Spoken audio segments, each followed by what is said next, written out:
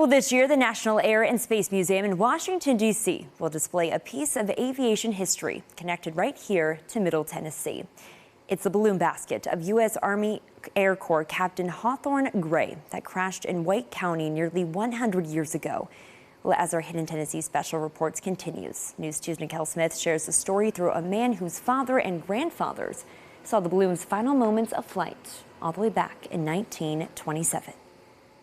But this balloon, as far as I know, it circled around here. It's a story passed down to Joe Ben Sparkman Jr. from his dad. And that rope hanging out of it, and my grandpa Goddard was trying to chase it down. A balloon basket in its final descent near Sparta, Tennessee. My grandpa Sparkman was trying to chase it. November 4th, 1927. And went across the road and landed in 2 or 3 trees right here just above the car there. Joe Sparkman Sr. was 10 to 12 years old at the time. And my dad asked permission from my grandpa, said, "Can I go up there and look?" And he climbed up there and looked in, and he could see Captain Gray laying there dead.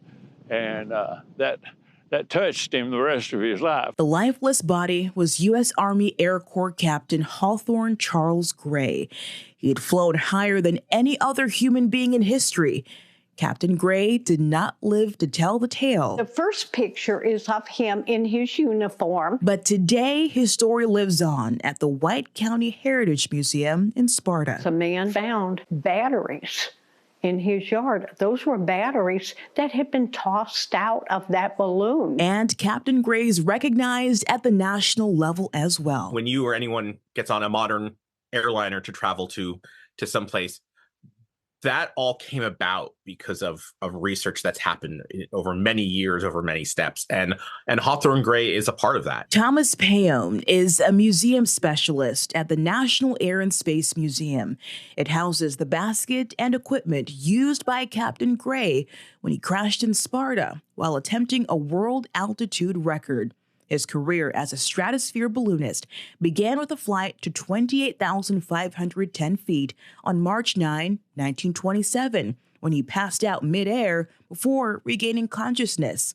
2 months later, a second flight crested at 42,240 feet, but also provided vital aviation research. Part of what Hawthorne Gray is doing is helping to explore those upper atmospheres and develop new clothing, new equipment for the pilots that are going to be going up higher and higher. Because again, they're facing extreme cold and they're facing lack of oxygen. On his third attempt, Gray took off from Scott Field, Illinois, mid-afternoon. 4 chase planes lost sight of him due to 50-mile-per-hour winds. So he trusts the oxygen system a little more.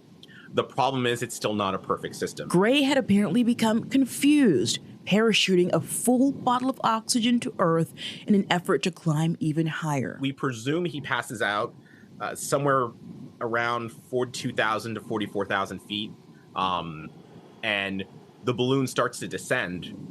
The weather forecast that fateful fall day called for a southwest wind warming the air, with Sparta residents out and about, not knowing the history, landing in their backyard. It had circled all the way around and all through the communities and everything, to the point that people were seeing it and thinking it was the end of the world.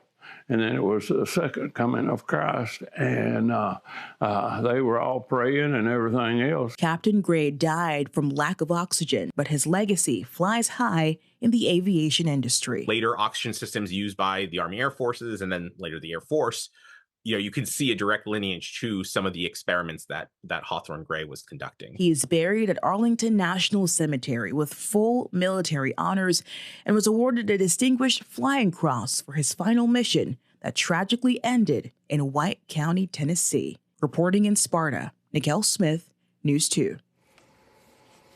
Well, Captain Gray's balloon basket will be on display later this year as part of the Pioneers of Flight Gallery at the National Air and Space Museum.